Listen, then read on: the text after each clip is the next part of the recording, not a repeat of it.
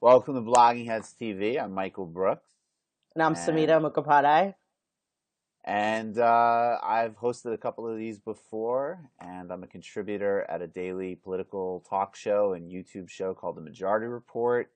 That's actually won a couple of awards. I should start mentioning that more often. And I host weekly podcast on Middle East, South Asia for Aslan Media, and you could see my writing in different places like Al Monitor, Al Jazeera, Washington Post, and talking in other places, TV channels and things like that. So just generally, hopefully, providing helpful opinion and analysis.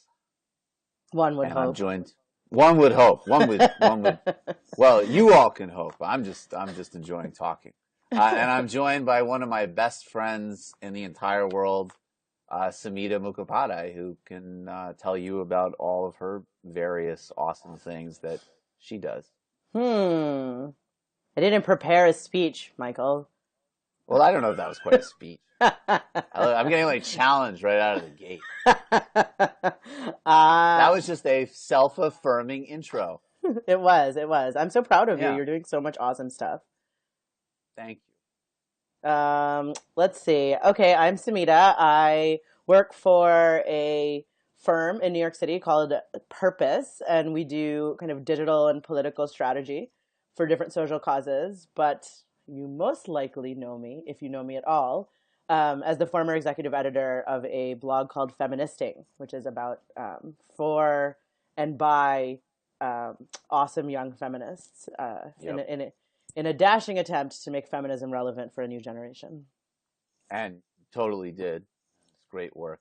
Oh yeah, So, and I wrote a book. Uh, yeah, you wrote a book. I wrote a book. I always forget because that's just how momentous it was. Just kidding. It was totally a big deal. Say the um, title of the book. it's called People want. Outdated: Why Dating Ah, is Ruining Your Love Life, and it's a mm. feminist intervention to all the dating books you don't like the Your rules and the your game. dating book And is the only dating book I've ever read. I didn't even know you read my book. I I yeah, I read a good chunk of it. That's awesome.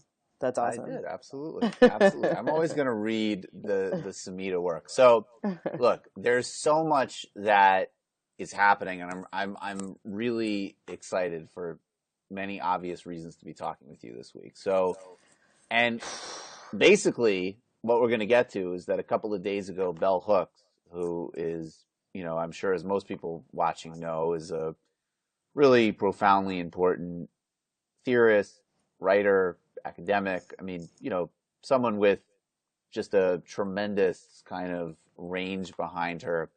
She was at a forum in New York City. She called Beyonce a terrorist. You're going to elaborate on that, but we're also talking the day. It should be mentioned where that was causing some controversy over the weekend, and but what happened today is that Beyonce's sister uh, went after Jay-Z in an elevator. It was pretty Yeah, brutal. We don't yeah, we don't know why. yeah. We don't know. We But don't it have the looked backstory. We don't have the yeah. backstory. Um, yeah, I don't understand how I'm supposed to focus on anything now that we have this mystery out there and we don't have any explanation. Yeah, people that is our well, this is such a terrible thing to say. I was going to say it's our Malaysia plane, but I shouldn't joke about that. Um, So yeah, that's you know what's terrible. But no, interesting? but So earlier today, Zerlina Maxwell said to me, everyone wants to know why she got upset, but yeah, it's actually an interesting, I wouldn't say it's a double standard because obviously violence is different. It is a gender based kind of experience. But yeah, had kind of he been the perpetrator of the violence, we wouldn't actually be wondering why because we'd just be like, that's terrible. Like that is terrible that that happened, and we should right, just be like that right. was an act of violence, and we should not condone violence. I think it's really fascinating that everyone's just like, oh, but like what, why, why? Because I mean, I want to know. Like, I definitely want to know. No, that's an interesting point, and Yeah. actually, it's I think yeah, we could talk about this for a minute, obviously, and I think that the other thing when I actually watched the footage, because a lot of people were joking about it, and I just saw 50 Cent put up a video of his play-by-play of it, which it's funny. I don't know what that says about me, but I did find it funny. You're But a the actual bad video, person. yeah, I'm a bad. Exactly, that's what it says. But the actual footage of her going at him in the elevator, that's actually like it's not in any way like it's terrible. Yeah, I it's mean, really, yeah. anytime. Yeah, go ahead. No, it's really shocking. She's clearly very upset. She's it's very shocking. And then Beyonce's reaction, where she's just kind of standing there, and it's all we have. That's all we have. We have no information. We have to go about our days with no information about Beyonce. I don't know how we're supposed to do this. How are we supposed to survive? Well, from my perspective, I think that after what Nas did to Jay-Z, I don't think Jay-Z needs any more. I think, that was enough. Well, But what are you that's like? my very What specific Nas Jay-Z incident are you talking about? well, I mean Ether. Not Yeah, I okay, mean that's what if I that figured you were record talking is about. if But that record is directed at you, I don't know what more like needs to I think it's like Jay-Z should just get tremendous credit for, continuing to have a successful career and getting out of bed every day after that yeah, album was put, yeah, that's was true. directed at him. But That's no, true. I think you're right though, that there is just something about like of course it's salacious and it's exciting, but anytime hopefully we watch one human being kind of try to physically harm another, there's something that's like innately upsetting. And we should, Yeah, try to consider that a little bit too, for sure. yeah. So speaking of So harm yeah, and so let's get terror, to let's get to exactly. Let's get to the terrorism. So I want to know, like, I basically would love. I've watched the forum where she said this, but basically, like, what did she say, and what was the context for it, and what are your kind of takeaways, basically, from what Bell Hooks was saying and the response to her? yeah. So I mean, I think just to give people context who are not kind of all over Twitter and Hmm. embroiled in these kind of these salacious and explosive moments as they unfold on the internet. So Bell Hooks is actually doing a residency at the New School where she's holding a series of talks. And so this particular one was, do you have the names of the people that were there? There was 4 people on the panel. I Um, was, I'm only not in front of me. I'm familiar with Bell Hooks and with Janet Mock, Mock, and yeah. I don't. Yeah, So there was 2 yeah, other phenomenal writers that I would love to kind of like yes. look up and also give props to. Um, so so in the panel, they're talking about enslavement and Black women's bodies and in kind of um, images and depictions of Black women's body in the Right. public. And so Bell Hooks kind of makes the statement that specifically referring to Beyonce's Time cover photo, which I would suggest looking up, that she has a childlike or kind of deer caught in the headlights look on her. She's dressed in, Mm. she says something like panties and her bra, and she's really serving this image in the service of kind of white supremacist patriarchy, and it's this kind of like childlike look that she's presenting for a predatory male gaze. Very controversial thing to say. And Yes. and I think Beyonce, who is kind of has become synonymous with empowerment, right, or like women's empowerment in pop culture in a lot of ways, especially Definitely. after her last album. I mean, the fact that nobody would deny that Beyonce is at the top of her game, that she's a boss, she's kind of, she's like the ultimate, I can have it all, I can do it all and be awesome at it, right? Um, Right. Right. and so, Janet Mock kind of pushes back on her and says, I think that first of all, I think glamour can be incredibly empowering, and she kind of talks about her own experience a little bit. But also that Beyonce is very much kind of in charge of and in control of the images that go out there. And anyone that's, you don't have to be a full on Baytheist like myself to know that Beyonce has talked quite publicly, or there's a lot of articles written about the extent to which she goes to kind of control her image and what she's comfortable with having out there, the kind of types of finished products that she's putting out there. She very much controls her own messaging. She Right. controls the Right. world. And to which Bell Hooks responded, "That's a fantasy, and Hmm. that she's complicit in the construction of herself as a slave." So, and I think, don't just take my words. Like, I do recommend kind of watching the clip if you have, like 45 minutes to kill. Right. But Right. I think she brings up, so I think she brings up some interesting points. I mean, I think it's important to contextualize that Bell Hooks is, she has a long career of kind of deconstructive feminist critiquing, right? So she looks at movies, she looks at popular culture, and she's always been very Yeah. critical of popular culture.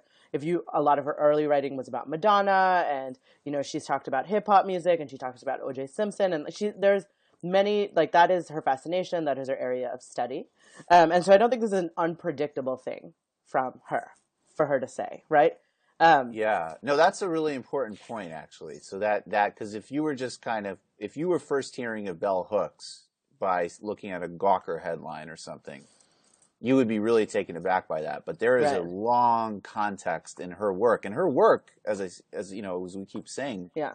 is very, very substantial. I mean, whether or not you Yeah. take everything on or not, I mean, this is a person who's published many books, who's held many teaching positions. I mean, there is a real context for what she's saying, which again, accept or not, but it wasn't just a kind of flippant, oh, this will go viral moment.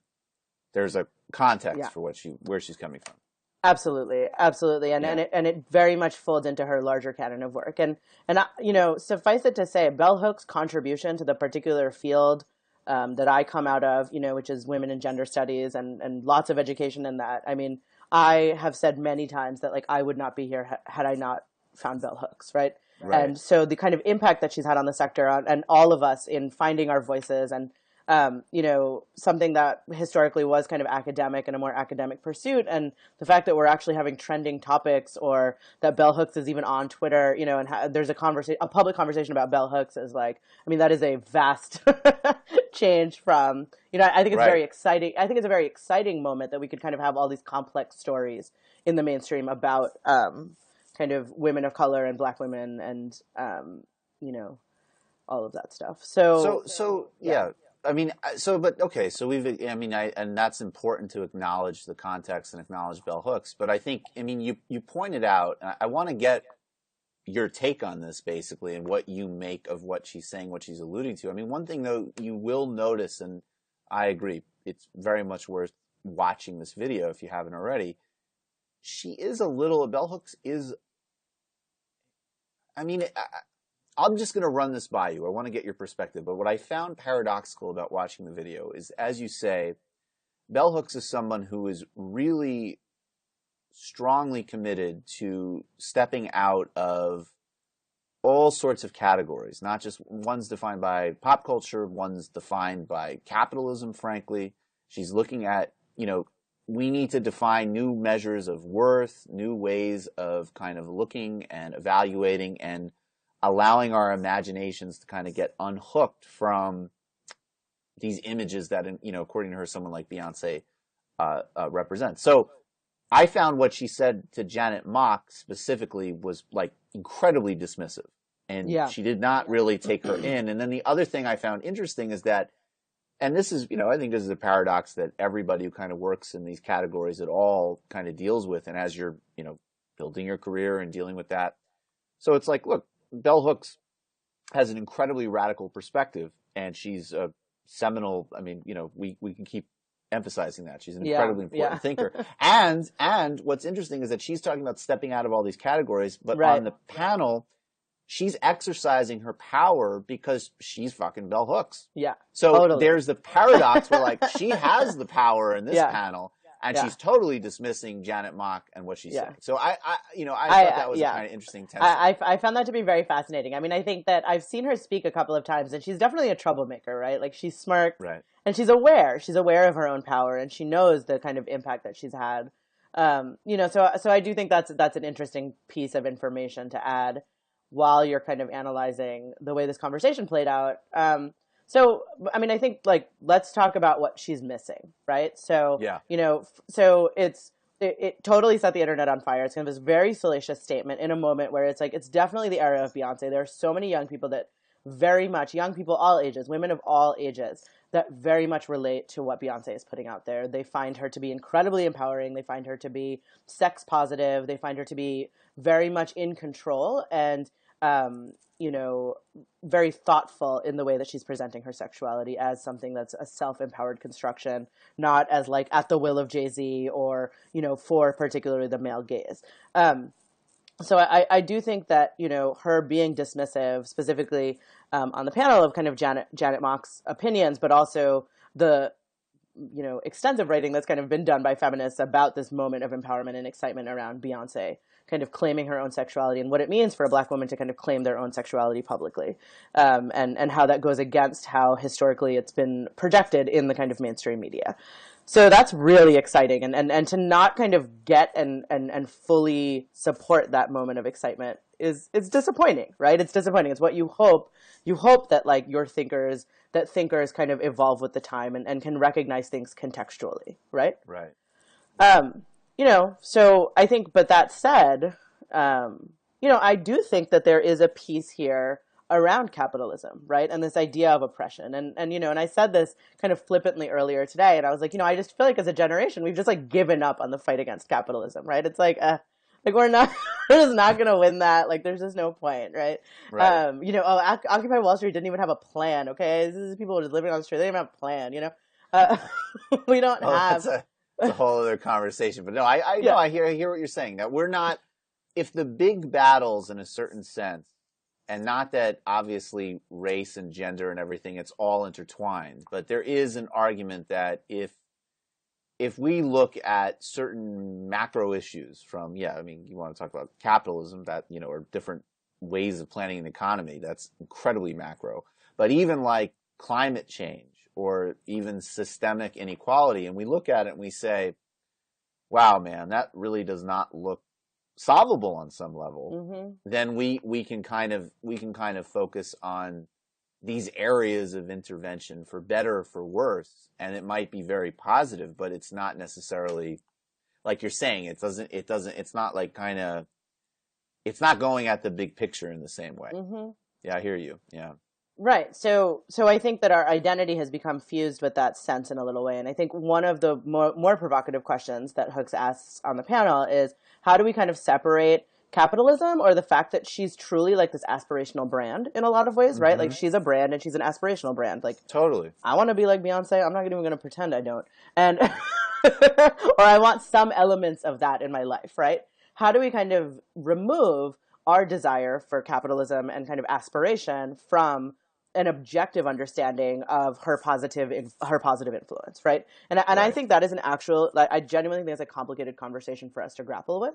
And you know, and that's not to concede any of. I mean, she said all kinds of stuff like, I, you know, beyond the fact that we should really stop using the word terrorist, like, Yeah, we need to period. like actually use that Like, for like we yeah, need to I'm a big I do I do a lot of foreign policy yeah, stuff, so I get really annoyed by any type of like yeah. sloppy usage of that term. So I hear definitely. You know, or suggesting that, you know, some of the most major assaults on feminism have come from kind of women in pop culture and, you know, projections of women. You know, I work daily on a campaign that's fighting reproductive rights. Like, I disagree with that statement. You know, I think that the more positive images we have of women being sexual, the better, because as long as the, you know, the people that run governments in really tiny states all over the United States believe that fundamentally women who need access to abortion are whores, they're going to continue to propose legislation that's going to stop, you know, disallow us to have access to reproductive rights. So it's, you know, it's kind of, you know, I think that she exaggerated a little bit, right, about the impact, the negative impact that she thinks that Beyonce has on kind of feminism and mainstream ideas of beauty and things like that. Yeah, I mean, I want to broaden this in a second, but Yeah. I'm interested in that one thread because, you know, when I was watching that video, I mean, I already told you what some of my reactions were to it, and I'm kind of glad that they track with yours in some ways. But the Yeah. other thoughts that I had were, yeah, okay, this is interesting. Like bell hooks, whether, you know, you agree with her or not. And I would not even consider myself someone who's, you know, I've read some of her. I'm not hugely fluent in her work by any stretch, but she's always going after the big picture, the big game. And that's, I love that in anybody, particularly someone who's obviously incredibly intelligent. But then it's like when I felt so, but it was almost going from sentence to sentence, like wow, that's a really, really sharp thing, huh? I got to think about that. And then the second one, and I'll just put this in stark terms because I really want to get your thoughts on it. It was like it seemed kind of like, I don't know what the right word would be, but just kind of scolding, just kind of like, all right, I get it. You don't like, Yeah. seeing like a woman in a skimpy outfit. Yeah. You don't like Yeah. TV. I mean, and it just kind of felt like, right, there's a lot of baby boomers, frankly, who, they don't like that. They don't like how it manifests, whether it's Beyonce or anybody else. And for, with Mick Jagger and Tina Turner, it's cool. Maybe it's not cool for bell hooks, but generally it is. But with Beyonce, it's not. It's too much. Yeah. And so how does that kind of fit in where there's a part of it that just feels like, oh, you just don't like what the kids are listening to or whatever. I mean, I don't know. Is that valid? Absolutely. I think Yeah. that, this is a core tension in different generations of feminists, right? There's Yeah. on a certain level, those in my generation and younger, we're seen as having gone soft on some of the hardcore issues of our kind of feminist foremothers or whatever, Right. the kind of, especially around beauty, especially around buying into ideas about fashion and makeup and always having our nails done. I mean, whatever. Are you flashing your nails right now? I'm not flashing my nails, but Okay, I I can. can't. I can't Flashing. see. I'm But flashing. all right. Yeah. But I think Samita that always has very well done nails. True it's story. um, I think there is a frustration, and I've heard it before. I've heard it before. I think that it's limiting, right? And what we don't think about, and I think that sometimes this is what's most frustrating about these very absolutist kind of puritanical feminist ideologies, right? Is that it limits the possibility to reach a wider swath of people, right? And so, what Beyonce gives us the opportunity to reach women that are never going to read feminist blogs. I mean, let's just be real about that. Yeah. Like they may Totally. not have even heard the term feminist ever in their life until it was quoted in Right. a Beyonce song. Like, let's not forget that, like, literally the most important recording artist of our generation has in the middle of one of her tracks an extensive quote on feminism. That Right. happened. Like, that Right. actually happened. And if you can't see the value in that, if you don't fundamentally see the value in that, you are not seeing how kind of gender is playing out in the world around you day to day, the way that women are living their lives every day. Like, we can put all the theory out there that we want and say, this is what's most feminist. This is what's going to be a vision of liberation. But people need low barrier entry points to actually get interested in these topics, right? So what is our Yeah. low barrier entry point? Beyonce is a low barrier entry point. Like, there's no one Right. in the world that hasn't heard of her. Like, you don't get more low barrier. So I'm very frustrated at the idea of not kind of seeing the forest for the trees in terms of the power of kind of self-recognition and feminism that Beyonce brings to a much broader audience than than frankly any of us have ever been able to do. Yeah, and I mean, I think that so. I mean, basically, you appreciate some of what Bell Hooks has said, and you're not Yeah. calling the Bajancy on her, but you're calling her out a little bit. But I mean, I think that that's a broader problem with the left in Yeah. general. I mean, I think Yeah. that there is this way that left politics started to get very associated with kind of a certain kind of puritanical streak and a self-righteous disconnect from pop culture, which is not to say that you shouldn't be, aware of pop culture or have some kind of, silly view of it and not think critically about it. But if you're not kind of engaging with what most people are engaging in, and you're the person who, oh, Beyonce's this, or I don't watch sports or whatever, that gives a tinge to a politics, and it's a Yeah. very unappealing tinge for most people. Yeah. And what I do wonder though that she did allude to, and she kind of said, if Beyonce was homeless, would someone recognize her voice? And again, I don't, I think that was specifically to Beyonce. I think that that's kind of a shaky example, but Yeah. what I do think she was getting to. And I think that this is an interesting thing to think about because, and this is, we're taking this is just totally mainstream kind of Democratic Party politics. We could take the conversation there. But I think what we've seen under Obama and in the last several years is that at least amongst like the Democratic Party and a certain type of professional, certain type of person who's, coastal, whatever, but not just that. I mean, now we have, if you're all Democratic senators, I think except for one maybe, support marriage equality. So that includes people from very red states. People are, more and more people are kind of upfront about being supporting women's right to choose, access to an abortion. So in a certain sense, the social issues kind of move in a certain way, but not necessarily in a deep way.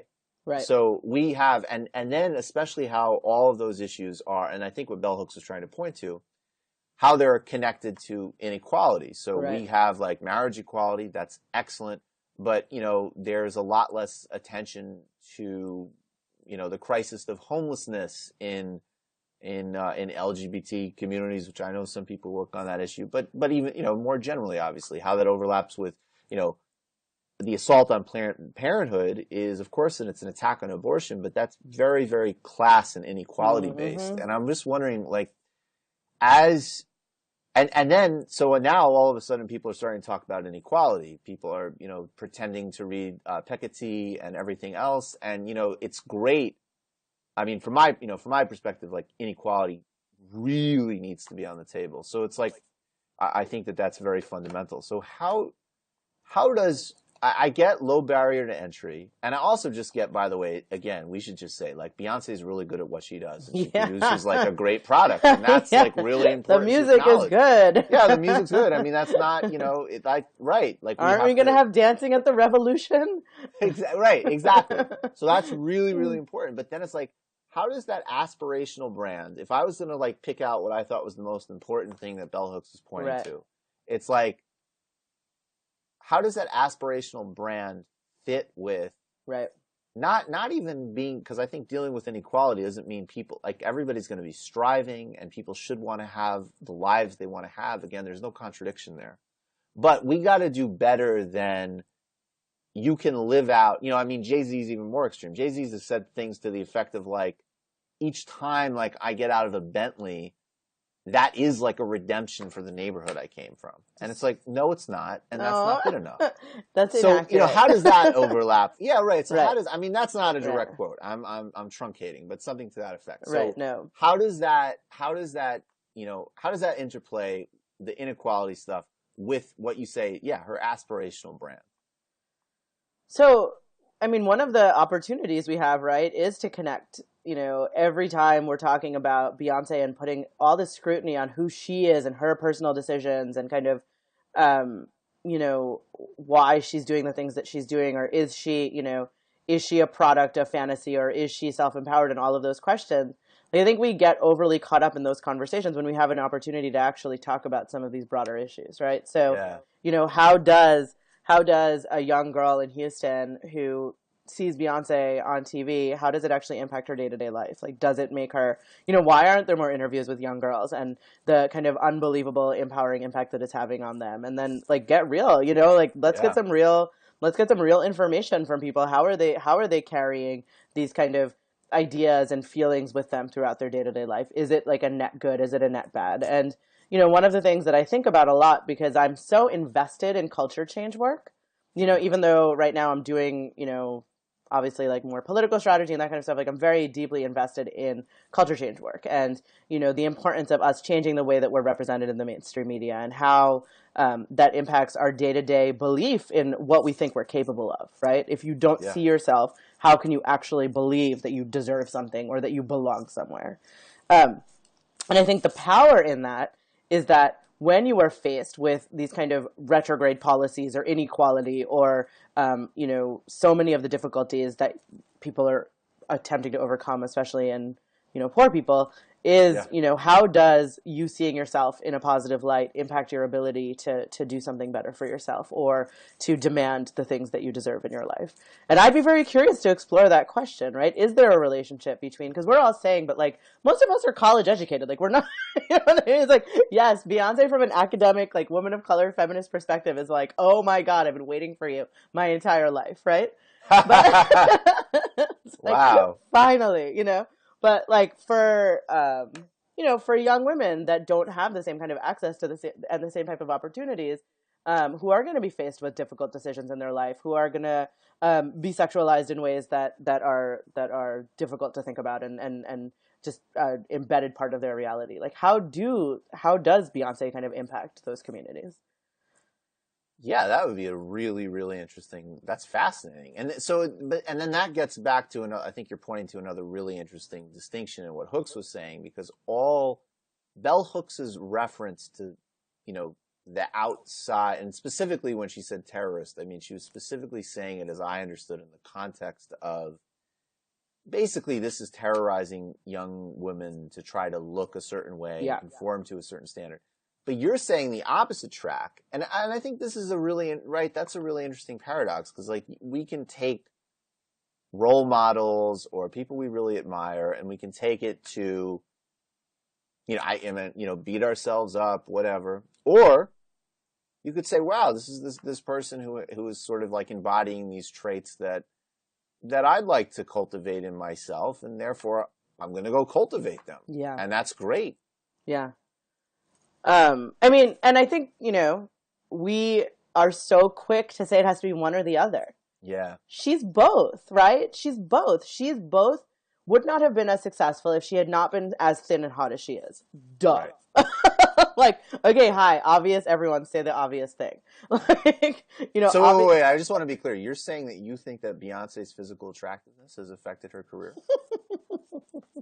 I can't. Wow, that's the type of thing. That's why you tune into Blogging Head. No, absolutely, of course. Yeah. Right, Yeah. and so she can kind of be, and that is the complexity. I mean, that is the reality of being a young woman. You have to constantly navigate that you are both, presented with images that are empowering and are sometimes going to make you feel shitty about yourself. And that is, I feel that is one of the biggest complexities that young women today are grappling with and navigating. Is the complexity of, what do I see of myself? What of this is actually me? What of this makes me feel bad? And where is the opportunity here? And I'm deeply, deeply impressed, especially because I speak at a lot of colleges and universities, and I don't even want to limit to women. I was just young people, all the different ways that they're kind of consuming these images, and the complicated way in which they're casting their own identity through these images is really powerful to me. And I think there's a tremendous opportunity there, despite the fact that you also have this kind of increased exaggeration of the, beauty ideal represented in the media, more so than definitely when I was a child, which was a long time ago. So. No, not that long. Long enough where I'm the sure media it wasn't changed that long, and I'm substantially. sure it was pretty bad too. It was definitely bad too, but Yeah. it wasn't as we weren't as saturated with information at the time because we didn't have computers and personal devices. So we used to go outside and play. Right. So you didn't always have an electric device being like, Yeah. you suck, you suck, you suck, you suck, Yeah, you suck. exactly. Right. I understand. Yeah. Actually, so this is actually, I think, a really good transition in some ways, because I wanted to get your thoughts also on, and surprisingly, I'm surprised, honestly, at how strongly I feel about this topic. It kind of shocks me. But, Monica Lewinsky is back in the news, and she wrote this essay for Vanity Fair, and there's a lot of, I guess it's bringing us back to that time, and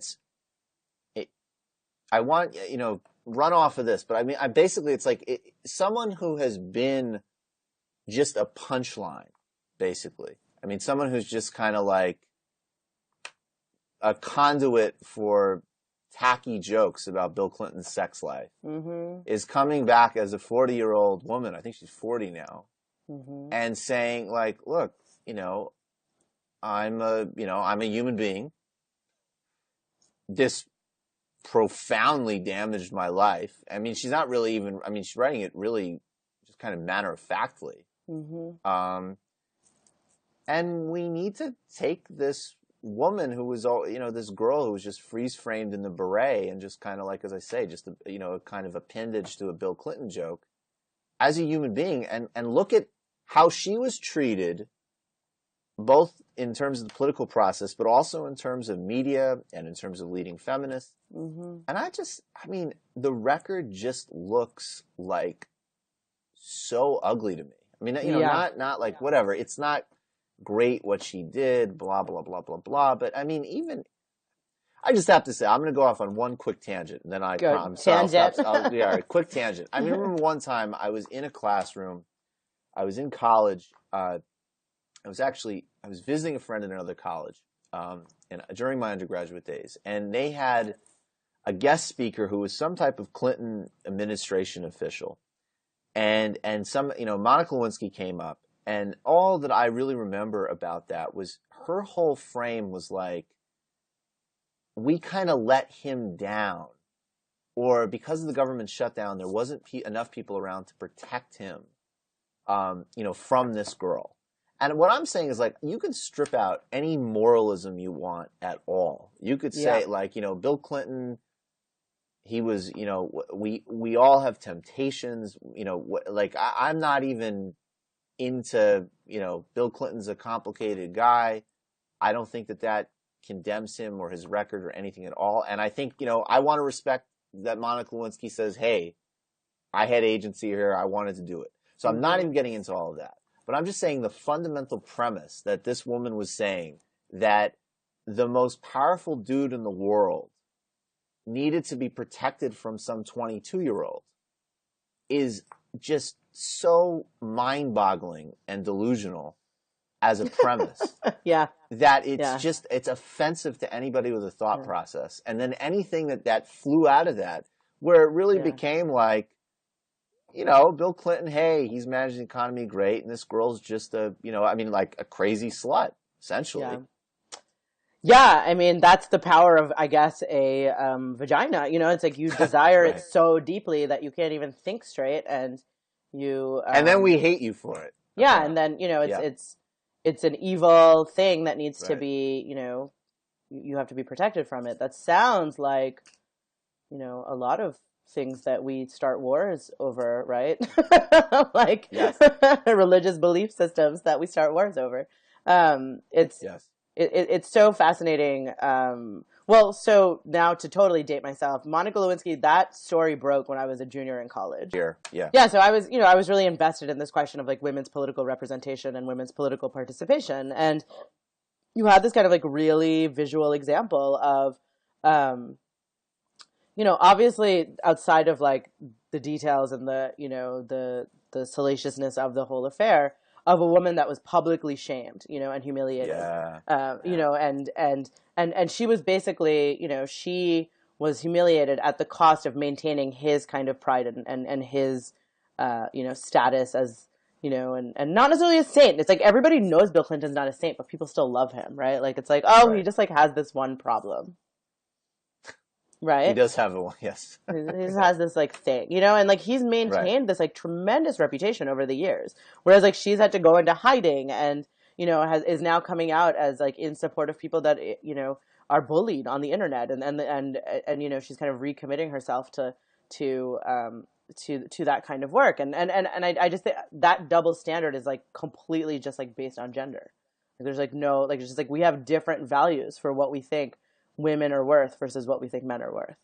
So that's absolutely true, and I don't dispute that at all. But my two specific questions about it though are and I'm not saying maybe this is the cynical part of my personality, but I think like it's very ugly.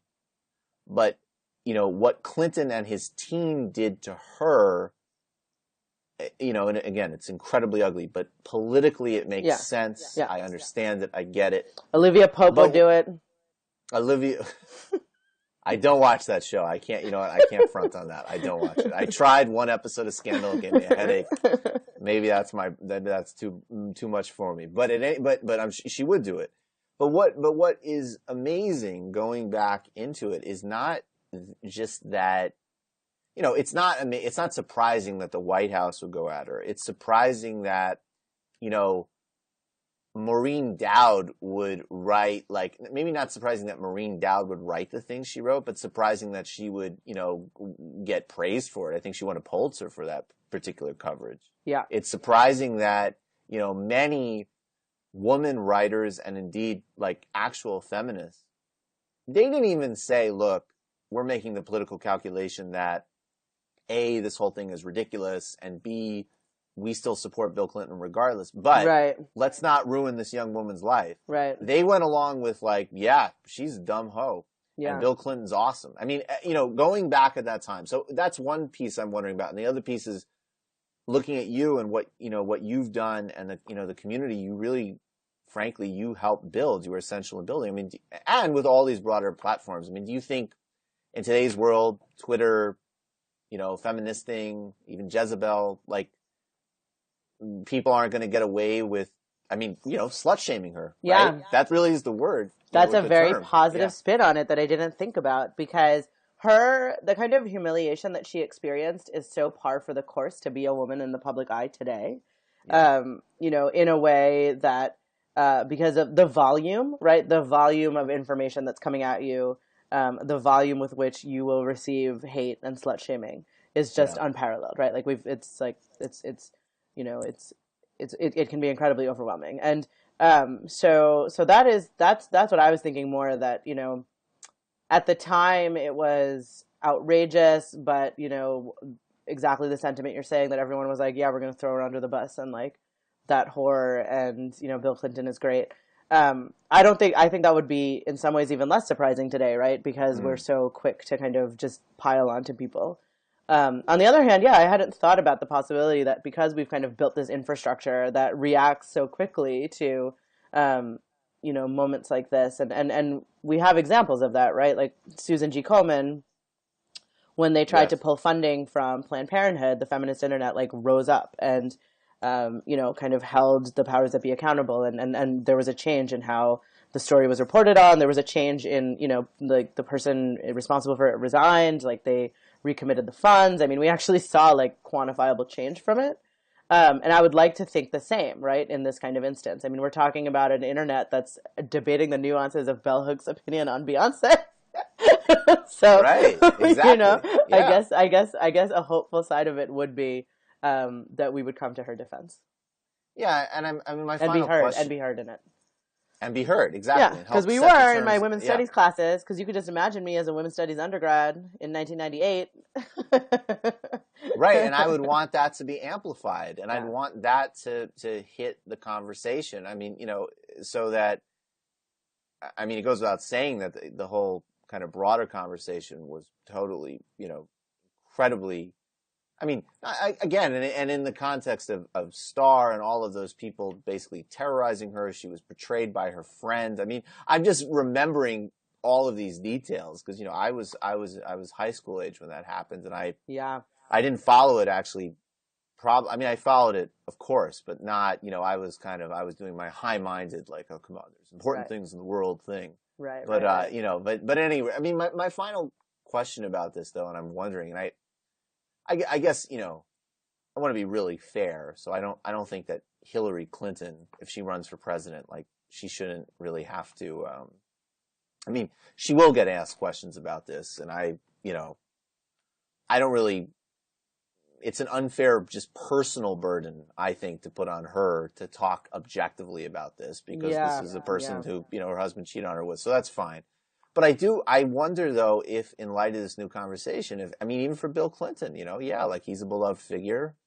I mean, I like Bill Clinton in many ways. I think there's many, many, many, many areas, if you're, really progressive, that you would want to, just say, hey, this was the actual record, and we don't want to follow all those paths that he took us on in the 90s. And I think it would be, I'm just wondering, I mean, is it possible to maybe at least with Bill Clinton say, hey, do you regret in any way? I mean, you've already said you regret doing this, but do you regret that, that this whole kind of thing was mobilized to go after her as a 22-year-old? And do you really want, the life she's claimed to have lived, no job offers, kind of, going, Yeah. getting by on loans. Is that something that, would you like to, I don't know what the right word would be, but have some act of contrition that involved, like, let's not ruin this person's life anymore because of something that, I mean, none of us obviously want to be held accountable for stupid decisions we made when we were younger, or even when we're a little bit older, I might add. So, I mean, I think that would hurt Hillary Clinton's chances so much to like, I think she's going to try to avoid anything that makes her look, catty or jealous, or like I just don't think that, like, that's total. No, but focusing on I just don't even think it's something that, like, she's going to consider. I don't know. Yeah, no, I think I was just focusing on Bill because I agree with you. I don't think it's not really Hillary's problem, frankly. I mean, that would be the baller political move, right? Yeah. The baller political move would be, like, for them to have a family photo together and be like, we've all forgiven each other after all these years. Sorry I ruined your life. Well, maybe why are we laughing? Should we cut this? We should cut this part. I don't know. That would be, I think putting it to rest would be the best move. Like, I don't think and she's coming from such a place of humility and from such a, I mean, can you even imagine the kind of courage it takes for her to even decide that she's going to come out publicly and absolutely, kind of reclaim her identity like that? I think it would look so bad to react in any way but supportive. I agree completely. And then on that Aquarian note, I think we've wrapped up our time. This has been great. Yeah. Thank you. Thank you.